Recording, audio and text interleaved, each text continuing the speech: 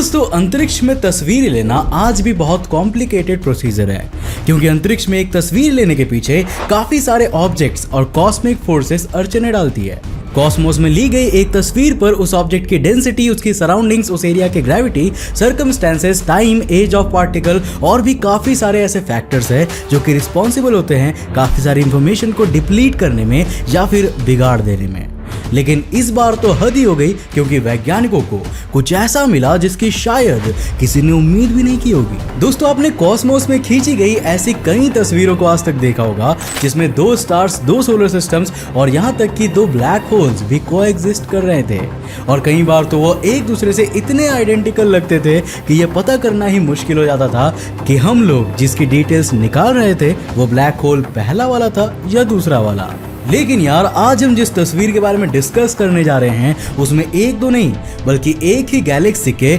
12 copies एक ही तस्वीर में पाई गई थी। मतलब एक ही गैलेक्सी के एक ही तस्वीर में 12 अलग अलग तरह के डुप्लीकेट्स। अब आप सोच रहे होंगे कि ऐसा कैसे हो सकता है, तो यार उसी को समझाने के लिए तो हम यहाँ पर आए हुए हैं। तो हेलो गाइस, मैं कौशिक और चलिए जानते हैं कॉस्मोस में खींची गई उस तस्वीर के बारे में जिसने ना सिर्फ एल्बर्ट आइंस्टाइन की थियरी को सच साबित कर दिया बल्कि ब्रह्मांड की सबसे पेचीदा तस्वीरों में अपना नाम भी दर्ज करवा लिया था।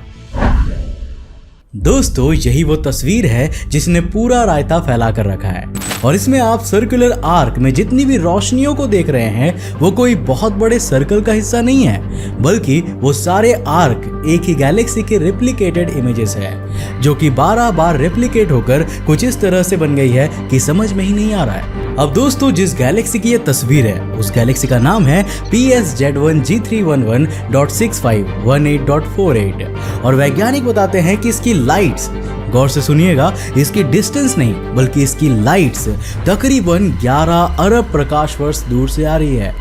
ये तस्वीर हबल स्पेस टेलीस्कोप द्वारा खींची गई थी और साल 2019 में नवंबर के फर्स्ट वीक में इसे नासा द्वारा पब्लिकली रिलीज कर दिया गया था। और चूंकि इन तस्वीरों में कॉस्मोस के अंदर अपने डुप्लीकेट्स की वजह से ये 3 आर्क बनाते हुए दिख रही है, इसीलिए इसे सनबर्स्ट आर्क के निकनेम से भी जाना जाता है। अब यार पहली नजर में देखने के बाद सभी को ऐसा लग रहा था कि हो सकता है किसी कोइंसिडेंस की वजह से ये 12 गैलेक्सी एक ही तरह से दिखती हो, लेकिन इनके आर्क को एनालाइज करने के बाद ये थियरी पूरी तरह से ब्रेक हो गई, क्योंकि उनमें साफ साफ ग्रेविटी का एविडेंट इफेक्ट नोटिस किया जा सकता था। लेकिन इस पूरे सर्कमस्टेंस में करिश्मा ये हुआ कि जहां इसकी 12 कॉपीज में से कुछ कॉपीज इतनी धुंधली थी कि उनमें कुछ भी नोटिस नहीं किया जा सकता था, तो वहीं कुछ इतनी साफ भी थी जैसे उन्हें तकरीबन 520 प्रकाश वर्ष दूर से ही खींचा गया हो,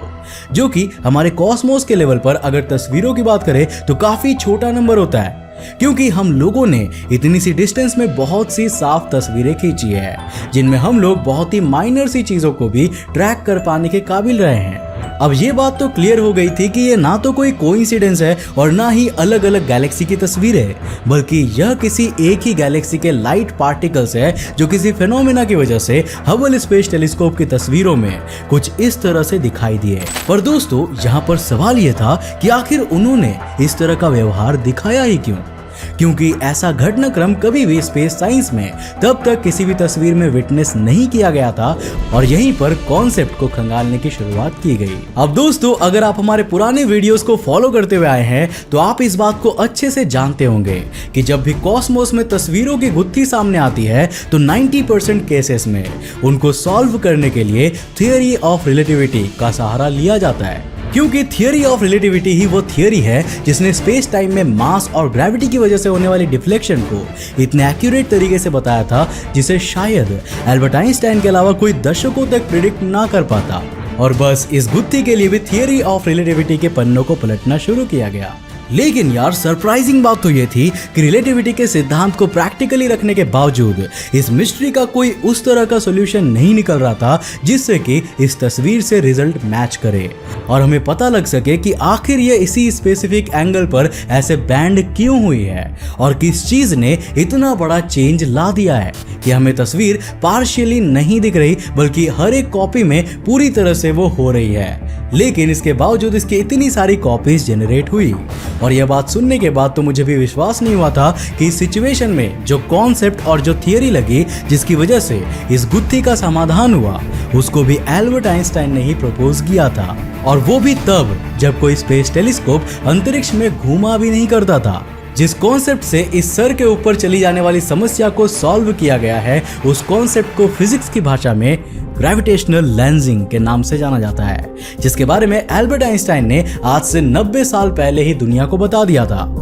अब जितना किसी ऑब्जेक्ट का मास होता है स्पेस टाइम में, वह उतनी ही ज्यादा ग्रेविटी को होल्ड करता है। और depending on a cosmic objects mass, sometimes कुछ ऑब्जेक्ट्स का मास इतना ज्यादा हो जाता है कि वो लाइट पार्टिकल्स जैसी स्ट्रॉन्ग चीजों तक को डिफ्लेक्ट कर देती है। अब दोस्तों जानते हैं इन गैलेक्सीज के राज को। अब इन गैलेक्सीज के साथ क्या हुआ था कि एस्टिमेटेड तौर पर ये तकरीबन 11 अरब साल पहले बनी थी, और 14 अरब साल पहले ही बने हुए यूनिवर्स के हिसाब से ये वो समय था जब गैलेक्सीज अभी भी ढलना सीख ही रही थी। और इस वक्त ज्यादातर मैटर प्रॉपर स्ट्रक्चर से ज्यादा किसी आयन के रूप में एग्जिस्ट किया करते थे, और कंप्लीट फॉर्मेशन ना होने की वजह से उस समय मोस्टली गैलेक्सीज आयनाइज्ड पार्टिकल्स के कलेक्शन की वजह से ही फॉर्म हुआ करती थी। पर समस्या ये नहीं थी, बल्कि समस्या यह थी कि शुरुआती समय में बनने की वजह से इनकी लाइट उतनी ब्राइट तो थी नहीं जितनी आज की गैलेक्सीज में देखी जाती है। और दूसरी चीज यह भी थी कि तकरीबन 11 अरब सालों तक एक बहुत ही लंबा सफर तय करने की वजह से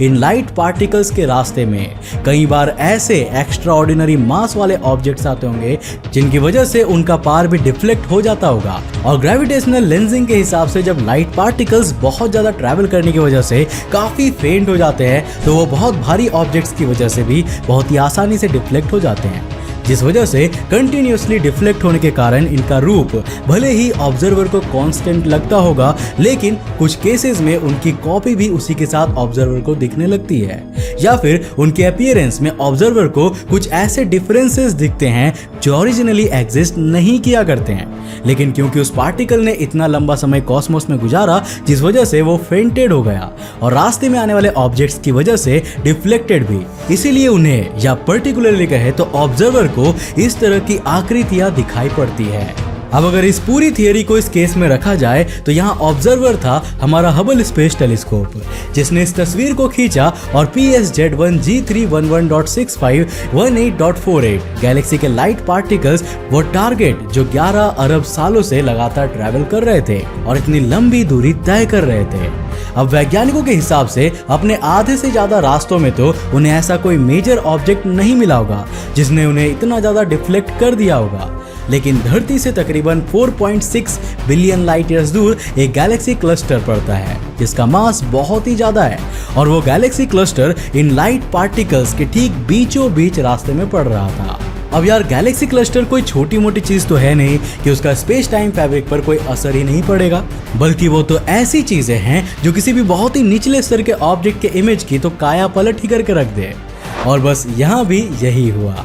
सिग्निफिकेंट साइज में कलेक्टिवली होने की वजह से इतना लंबा रास्ता तय करने के बाद जब धरती से 4.6 बिलियन लाइट ईयर्स की दूरी पर उसे वो बड़ा सा गैलेक्सी क्लस्टर मिला, तो बहुत ज्यादा नहीं मगर फिर भी स्पेस टाइम इंटरप्शंस की वजह से बहुत ज्यादा रेजिस्ट करने पर भी वो उस स्टार क्लस्टर के अल्टीमेट इफेक्ट को टाल नहीं पाए, जिस वजह से हमारे तक आने से यूनिवर्सली कुछ दूर पहले ही वो कुछ इस तरह से स्कैटर हो गई कि as an observer Hubble space telescope को एक ही तस्वीर में उसकी 12 कॉपीज मिली जो 4 अलग अलग आर्क में देखी जा सकती थी। अब जिनमें से 3 आर्क ऊपर के साथ थी, तो वहां बची हुई एक आर्क हल्का सा नीचे में लेफ्ट की ओर। और इतनी सब गुणा गणित लगाने के बाद अंततः हमें मिली यह तस्वीर, जिसने वैज्ञानिकों को परेशान तो बहुत ज्यादा कर दिया, लेकिन इसके अलावा इस तस्वीर ने ना सिर्फ एल्बर्ट आइंस्टाइन के उस सिद्धांत को सच साबित किया था जो शायद इसकी एब्सेंस में ना हो पाता, बल्कि साथ ही साथ हमें आगे की परिस्थिति से जूझने के लिए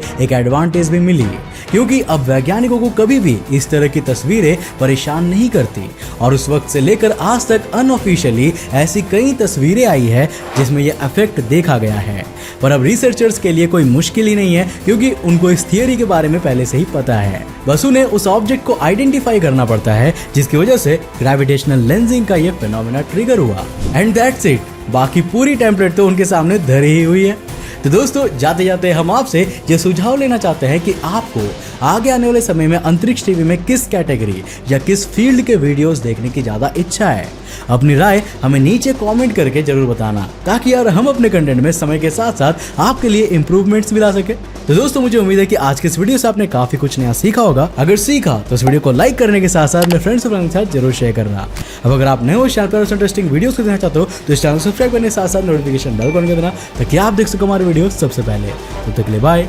जय हिंद।